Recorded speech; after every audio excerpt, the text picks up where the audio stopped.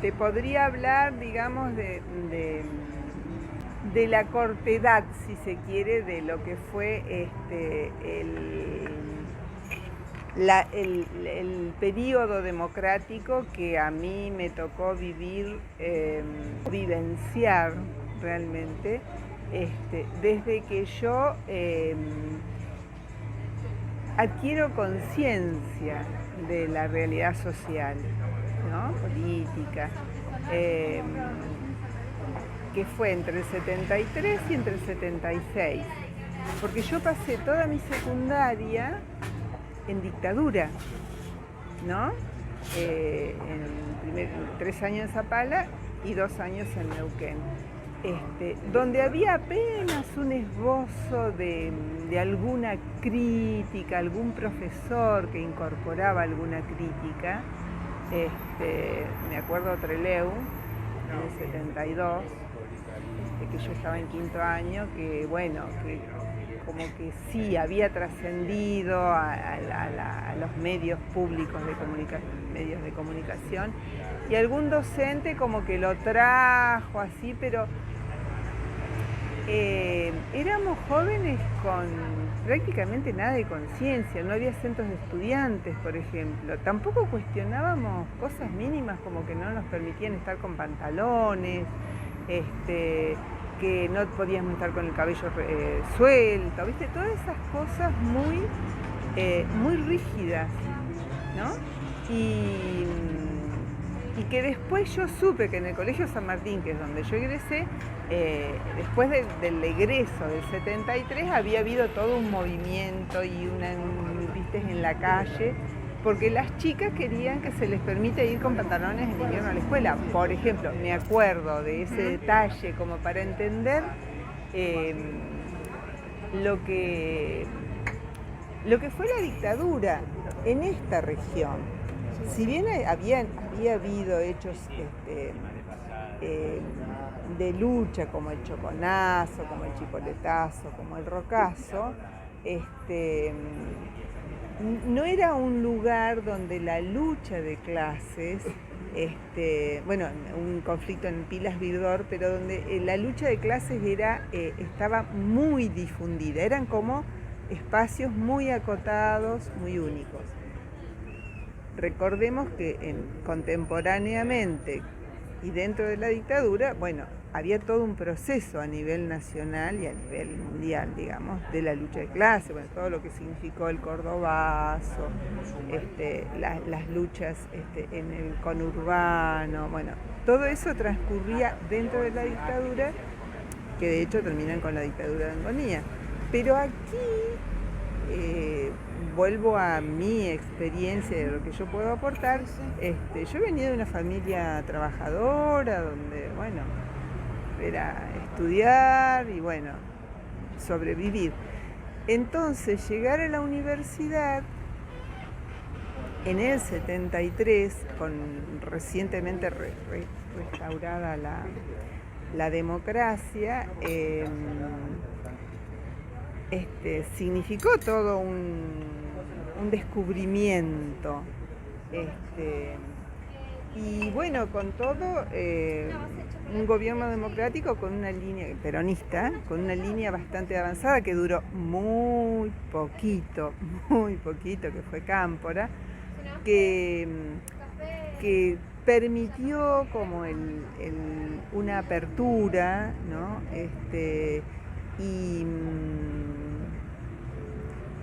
Y bueno, básicamente en la universidad, que es el medio que es lo que yo más conozco, mucha participación a nivel estudiantil, con la creación de un gobierno tripartito, que luego en el proceso se convierte en cuatripartito, porque incorporan a los no docentes. Entonces, visto a lo lejos, fueron menos de 3 años de democracia, muy poco. Rápidamente, bueno, toda esa apertura democrática que se había dado a nivel político, y bueno, Yo creo que las contradicciones que tiene el peronismo en realidad, porque yo te decía, primero asume Cámpora, al poco tiempo, yo en este momento no recuerdo cuáles fueron los motivos, pero renuncia, asume Perón, muere Perón, sigue Isabel Perón. Entonces, rápidamente, a nivel nacional, todo eso que había sido una apertura popular y demás, se prima la línea de derecha del peronismo y, o sea, incluso a nivel económico, ¿no? A nivel político, a nivel económico, con las medidas que se toman. Pensemos que en el 75 se instala, se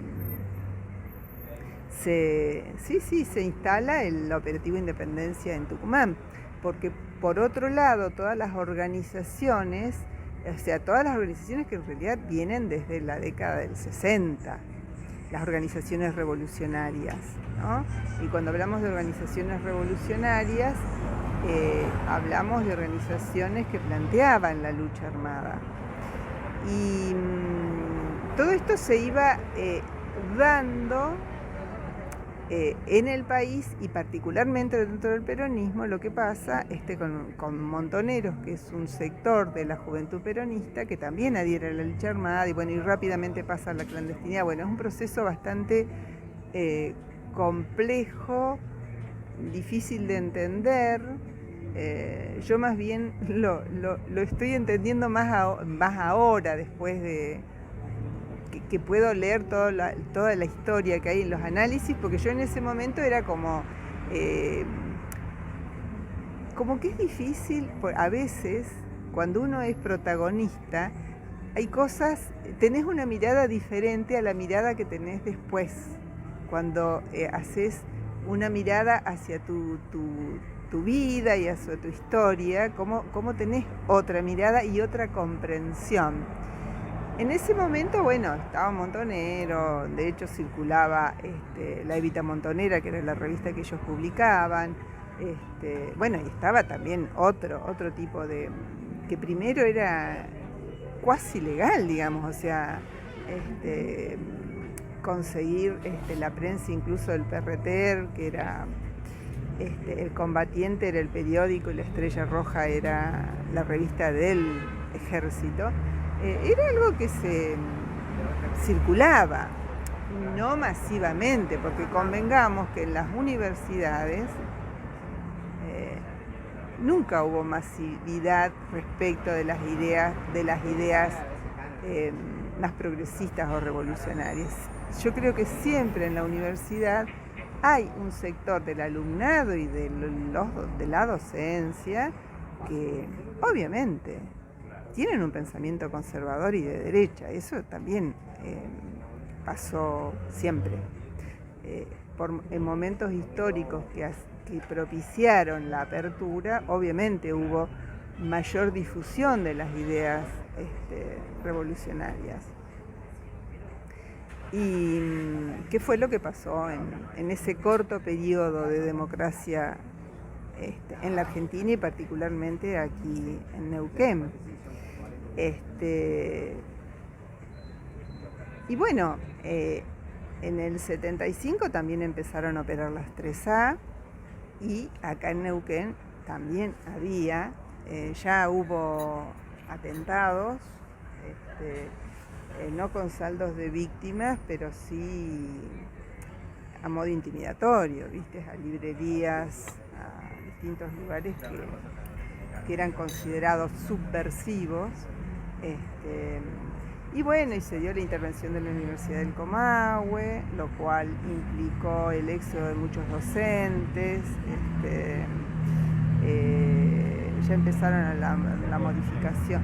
No solo el éxodo porque hubo docentes que para preservarse se fueron, sino porque, bueno, Remustetu aplicó medidas drásticas de dejar cesante a todo aquel que fuera sospechado de tener un pensamiento crítico. O sea, y bueno, y quedaron algunos, quedaron los más conservadores, o por ahí alguno que no era conservador, pero viste, justo pudo, pudo sobrevivir, digamos, y no por tener un pensamiento de derecha especialmente, o sea, se les escapó, digamos, siempre ocurre eso. Digamos que yo, como te decía, llegué a la universidad así con una mirada absolutamente ingenua del mundo. Y para mí, y bueno, de hecho elegí servicio social porque quería ayudar a los pobres, esa fue mi elección.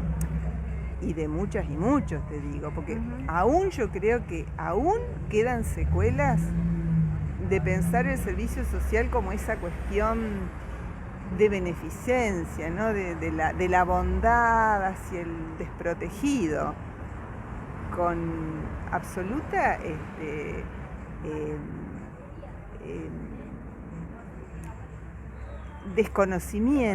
absoluto desconocimiento de por qué el desprotegido, por qué el pobre, ¿no? O sea, sin cuestionarte, bueno, el pobre sí hay que ayudarlo, pero nunca ponerte a cuestionar por qué es pobre, por qué hay pobres y por qué hay ricos, esas cosas básicas. Ojo que hay mucha gente que todavía sigue sin cuestionárselo. Es como que existen los pobres y existen los ricos, y bueno, la realidad está dada así. Ahora, ¿por qué? Bueno, para mí, para muchos de nosotros, no todos y no todas, porque eso también es la realidad, todos y todas tuvimos acceso a la misma información. Porque yo, como te decía, era toda una etapa de apertura, entonces, bueno, en economía veíamos a Marx, en sociología veíamos a Fanon, bueno, veíamos todas las teorías que te permitían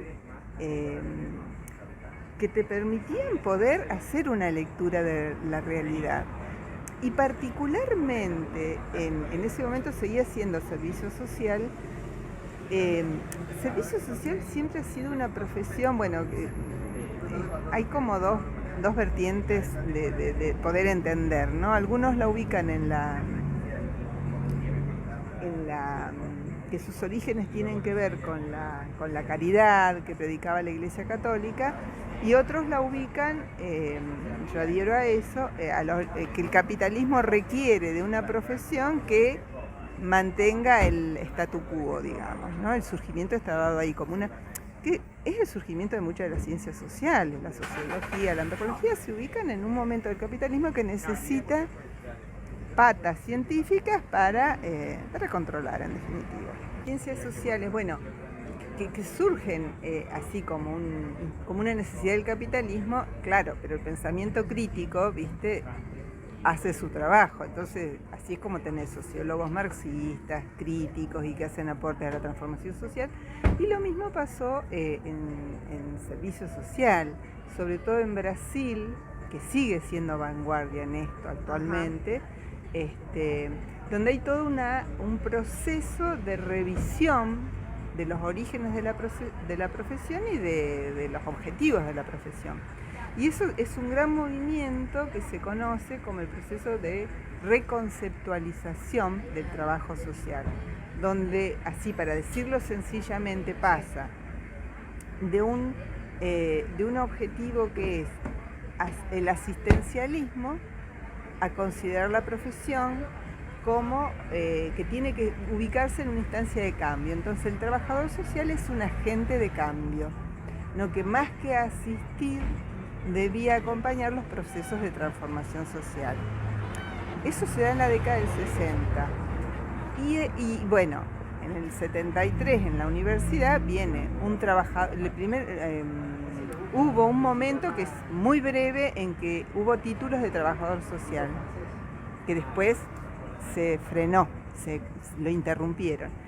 Y un profesor nuestro de introducción al servicio social era Luis María Frum, que tenía el título de trabajador social. Y toda nuestra generación lo recuerda, porque además que era un docente así como con características didácticas, así que te hacía, viste, te mantenía con los ojos abiertos. Obviamente, el contenido de la materia era justamente todo esto que yo te acabo de decir, que nos hacía cuestionar, ¿ustedes por qué eligieron servicio social? Desde ahí, ¿no? Y al punto, yo siempre cuento una anécdota que me quedó grabada. Vino y puso el mapa de América Latina al revés. Lo colgó desde el sur y el norte abajo. Y, viste, todos mirábamos, viste, cómo lo puso al revés, hasta que alguien no aguantó y dijo, profesor, pero puso mal el mapa. ¿Por qué mal? Y porque fíjese que puso el sur, América Latina lo puso para arriba y América del Norte la puso para el sur. Ajá, ese. ¿Y quién determina que América Latina, que América del Norte tiene que estar arriba? ¿Viste? De ahí partió para explicarnos lo de imperialismo, ¿no? O sea, ese es algo que había otras cosas, como que paseaba entre los bancos y como nosotros en esa época, otra de las cosas en la universidad fue que se había logrado los horarios nocturnos para la gente que trabajaba, que pudiera estudiar. Así que casi todos salíamos de trabajar, íbamos, entonces teníamos arriba de los bancos paquetes de galletas. En esa época las criollitas, por ejemplo, las Lincoln, entonces en los bancos había... Entonces él era de hablar y daba vuelta, entonces sacaba galletitas y decía, las galletitas son del que las necesita. Entonces iba comiendo galletitas, ¿viste? Por ejemplo. Que vos decís, en ese momento, yo ahora hago esa lectura, en ese momento era gracioso, y vos decís, ¿qué contenido? Las galletitas son del que las necesita. A ver, ¿viste qué pasa con la propiedad privada? Claro, pero en ese momento, todo esto duró, ahora que a mí me parecieron años, porque el aprendizaje, la conciencia que pude adquirir fue lo que me cambió la vida, me marcó, digamos. Pero visto a la distancia, fueron menos de 3 años. O sea, en 3 años, todo lo que pasó. Bueno, la crisis económica, el Rodrigazo, que obviamente esto ya estaba preparado, Martínez de Oz es la continuidad, creo yo, de todo un proceso que era necesario para el imperialismo, porque todo el desarrollo que se había dado acá en la primera etapa de Perón, con todo su nacionalismo y demás, y todo el desarrollo de la lucha de clases, había una serie de fábricas y qué sé yo, el imperialismo eso ya no le interesaba, todo lo que fue la época del estado de bienestar, digamos, que el imperialismo dejó hacer, pero después ya no le convino que es la política que implementó en casi muchos de los países de Latinoamérica. Nosotros fuimos un claro ejemplo de eso y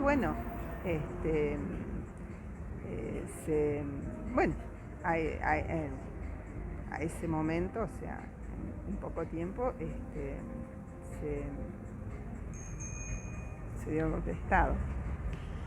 ¿Qué fue para mí ingresar a la universidad y tomar conciencia? Porque yo que había elegido ayudar a los pobres, empiezo a poder entender, empiezo a cuestionarme por qué la pobreza. Ojo que fue un proceso colectivo, yo lo viví y me marcó a mí, pero no era la única, no fui la única ni los únicos. Con esto de empezar a analizar la pobreza, llegamos, el camino de ese análisis y demás nos llevó a ver que más que ayudar a los pobres había que erradicar la pobreza. Y si la pobreza, esta es la conclusión, la pobreza se genera por una situación de desigualdad que está generada por el sistema capitalista, digamos, el capital. ¿Por qué hay pobres? Porque la acumulación de la riqueza se da por quien es el dueño del capital, digamos. Y entonces había que, para terminar con la pobreza, hay que terminar con el capitalismo. Y el paso siguiente es luchar en contra del capitalismo, y bueno, y así fue como adherimos varios y varias dentro de las propuestas revolucionarias que había en la universidad. Una era el PRT, el Partido Revolucionario de los Trabajadores, y comenzamos a militar en el PRT. Que a todo esto el PRT tenía otros frentes de militancia, que era el barrial, básicamente, y bueno, el gremial. Bueno, yo de lo que conozco es el universitario, porque además por la forma en que se concebía la militancia de los partidos revolucionarios en ese momento, en ese periodo, era la clandestinidad, entonces la información estaba muy recortada.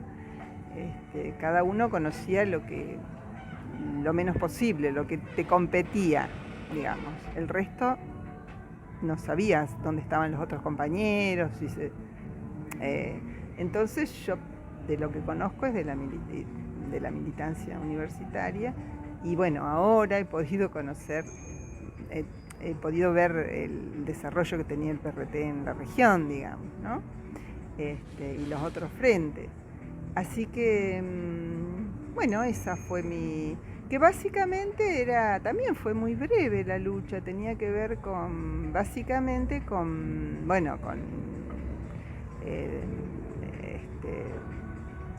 acceder al centro, lo básico, al centro de estudiantes, y la lucha también siempre hubo una lucha histórica en Neuquén entre los módulos Neuquén y Roca.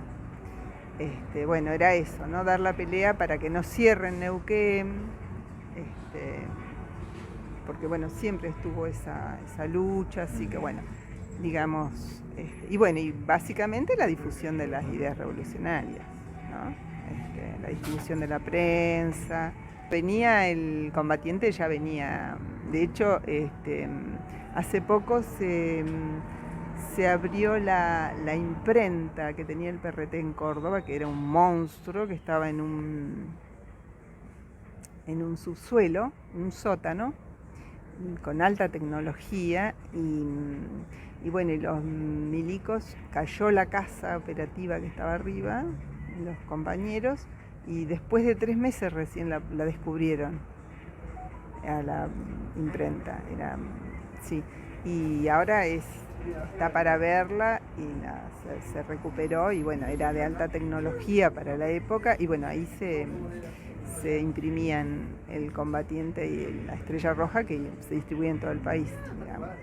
Acá ya venía, digamos, lo que se conoce como el operativo Cutralcó fue un operativo que cubrió Cinco Saltos, Chipoleti, Neuquén y Cutralcó, y que era todos pertenecientes al PRT.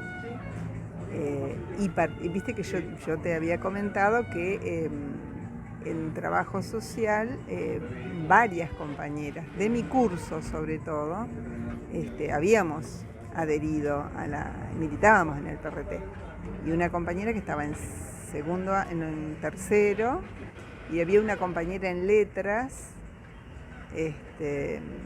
Bueno, después había más gente, pero de la universidad fue ahí donde tuvo el mayor desarrollo. Pero bueno, fue un operativo que específicamente contra el PRT, digamos, en el que somos detenidas, y de servicio social había mucha militancia, digamos. Yo creo que claramente es un plan del imperialismo y que responde a frenar la lucha de clases. Es así, por eso a quienes ellos decían exterminar la subversión. ¿Quiénes eran los subversivos? O sea, ellos decían la subversión, y todo el mundo repetía, el subversivo era mala palabra. Eran todas aquellas personas que querían sí subvertir el orden, querían no más capitalismo. O sea, sin duda éramos el enemigo. Y ahí fue donde ellos, porque ellos además necesitaban frenar la lucha de clases y tener el país en orden, para implementar el plan económico que implementó Martínez de Hoz. Sin duda fue eso. O sea, no querían el terreno limpio para implementarlo. O sea, que de hecho les dio muy buen resultado, porque lo implementaron, después lo siguió Menem, y bueno, y todavía estamos pagando, todavía no hay repunte en esto, ni miras de repuntar, menos con el acuerdo reciente con el fondo. O sea, es claro que fue ponerle fin a cualquier indicio de que aquí pudiera haber otra Cuba en Latinoamérica. Ese es el tema, porque hay que ver también en qué contexto se dan los golpes en América Latina. Ellos perdían en Vietnam, Cuba todavía era, si bien la tenían acorralada, pero estaba la Guerra Fría, todos los países de la Unión de Rusia, digamos, no me sale, es la Unión Soviética. Era una realidad. Después, bueno, se fue al diablo, convengamos, pero en ese momento eran el monstruo, eran el enemigo del comunismo. O sea, China, estaba China, que también después se fue al diablo, pero China también estaba todavía con los ecos de lo que fue la Revolución China. O sea, el mundo era otro y el imperialismo quería asegurarse el poder. Y para asegurarse el poder, era claro, no quería otra Cuba en América Latina. Entonces empezó a bajar cabeza todo, porque es cierto que Cuba generó en América Latina como que movilizó al punto de que todos soñábamos con otra Cuba. Realmente, nosotros teníamos claro que no queríamos el capitalismo, que queríamos un Estado socialista, sin duda, no había dudas de eso. Y algo que por ahí no queda muy claro es que estaba la militancia, que lo tenía muy claro, pero había un gran sector de la sociedad, un amplio sector de la sociedad, que si bien no militaba, adhería a las ideas socialistas y simpatizaba con las organizaciones revolucionarias. Entonces, realmente yo creo que el imperialismo vio el peligro y por eso la dureza y el terrorismo de Estado. Erradicar de cuajo cualquier ilusión de querer modificar el sistema, de querer transformar el sistema capitalista. Fue así, fue duro para que nadie más ni siquiera se lo imagine. A mí me fueron a detener a mi casa. Fue así, fue en una semana fueron deteniendo en casas, en lugares de trabajo, acá en Neuquén digo. Y eran mis compañeras. Entonces yo sabía que ellas, sabíamos de las detenciones de ellas, porque era así como una seguidilla, y bueno, y me llegó y bueno, me detuvieron y bueno, después, bueno, fueron el proceso fue con varias cosas. Primero me llevaron a la cárcel a la U9, después me trasladaron en avión con otros compañeros y compañeras a Bahía Blanca, ahí pasé a ser desaparecida, y después me pasan a disposición del Poder Ejecutivo y ya me llevan a la cárcel. A todas las mujeres del país, a todas las presas políticas, nos llevaron a Devoto. A Devoto. Sí, nos concentraron, llegamos a ser alrededor de 1.200. Claramente se ve el ejercicio del patriarcado, digamos, porque el tratamiento a las mujeres, desde lo mínimo que eran los insultos, como piba, ¿qué te metes en esto? ¿Por qué no te buscas un novio, por ejemplo? Todo el contenido que tiene eso, ¿no? ¿Por qué no te buscas un novio y te dejas de joder? Sí, se ponía en evidencia absolutamente, aunque en ese momento nosotras no teníamos conciencia de eso. Fíjate vos, porque todo lo que es la lucha feminista y la conciencia, nuestra condición de mujer y el emparentamiento del patriarcado y del capitalismo es un proceso que se da después. En ese momento, en nuestra generación, no si bien teníamos una actitud de lucha y de paridad con los compañeros, pero no éramos conscientes de nuestra condición de mujer, en qué lugar nos ubicaba, digamos, en relación al patriarcado. No había conciencia. De hecho, las compañeras violadas y demás, les llevó mucho tiempo de poder decirlo, incluso de poder contárselo a sus compañeros si los tenían o a su familia, que sentían vergüenza. Fíjate vos hasta qué punto estábamos inmersas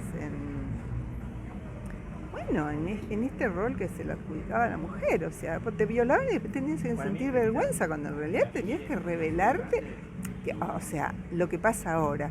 Eso, en ese momento histórico, en lo que es la lucha feminista, todavía no había esa conciencia. Pero vista desde ahora, vos te das cuenta,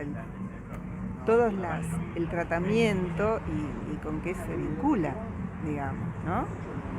Salí en Libertad en el 81 y bueno, fui recuperando primero mi trabajo en la Caja de Ahorro, que fue toda una lucha que nos dimos porque estábamos los prescindidos que habíamos estado presos y estaban los prescindidos que no los habían metido presos, o que los habían metido presos así demorados y después los habían largado, pero todos los dirigentes, los delegados gremiales, todo el que al gerente se le ocurría que podían pensar diferente, los prescindieran.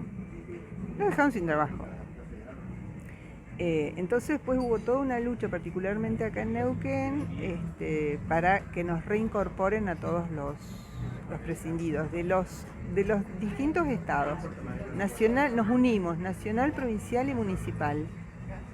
Y bueno, primero fue esa lucha, recuperar el trabajo. Y bueno, y yo venía pensando, ¿viste? Yo quería volver quería terminar, ¿viste? Era como, no sé. Algo pendiente. Algo pendiente, exactamente. Y bueno, y en el 85 decidí retornar y bueno, ya en el 84 empecé a asistir como oyente a algunas clases, ya empecé a contactarme con la universidad. Y en el 85 ya está, me anoté, justo cambió el plan de estudio, así que hice una presentación, ¿viste? Al consejo, para que me reconozcan de todas las materias que tenía aprobadas, de acuerdo al nuevo plan de estudio. Bueno, así que sí, me llevó igual años porque como había cambiado el plan de estudio tuve que ir haciendo algunas materias que las fui haciendo así, que eran nuevas y además porque nosotros teníamos, el servicio social tiene una parte que es práctica y lo que habíamos logrado en mi primera etapa de estudiantes era la práctica integrada, que se dice que es, porque ahora ya no, pero antes, bueno, en la universidad sigue estando la práctica de familia, grupo y comunidad, son como 3 instancias. Y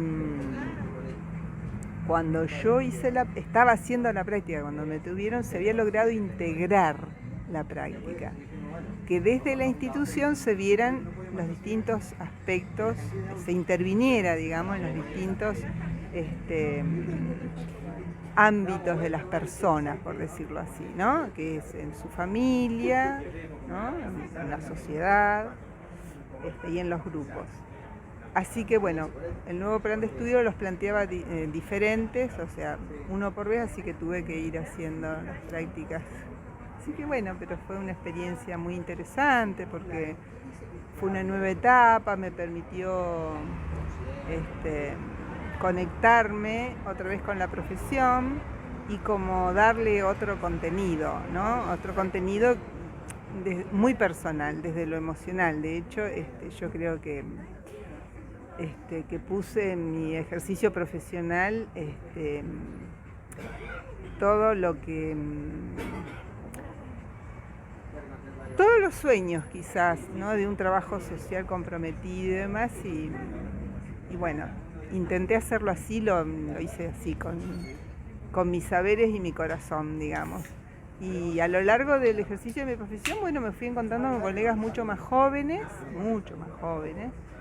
que bueno, hubo como, con el tiempo hubo un retorno del pensamiento crítico a la universidad, particularmente el trabajo social, y bueno, una línea fuerte así del pensamiento crítico y de concebir la profesión de una manera diferente. De hecho, fueron estas nuevas generaciones que gestaron la nueva ley de trabajo social hace poco, hace 4 años creo.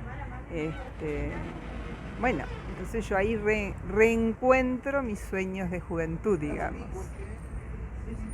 Mira, hay una frase muy reconocida que es el compañero que muere luchando vive en cada compañero que lucha hoy. Yo creo que es así. Yo creo que el mejor reconocimiento a todos los compañeros desaparecidos es luchar hoy por lo que se lucha hoy, digamos, en un mundo que es absolutamente diferente al mundo en el que ellos lucharon,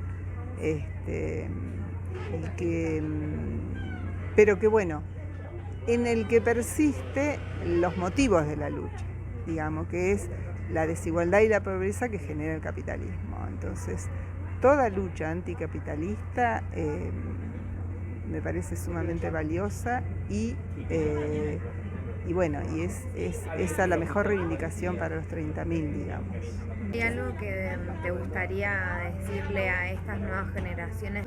Sí, que el paso de la universidad no sea o no se detenga en la formación de una profesión, de la profesión que se elige, sino que aprovechen ese espacio para reflexionar, ¿no? Para que los conocimientos sirvan para reflexionar acerca de la realidad y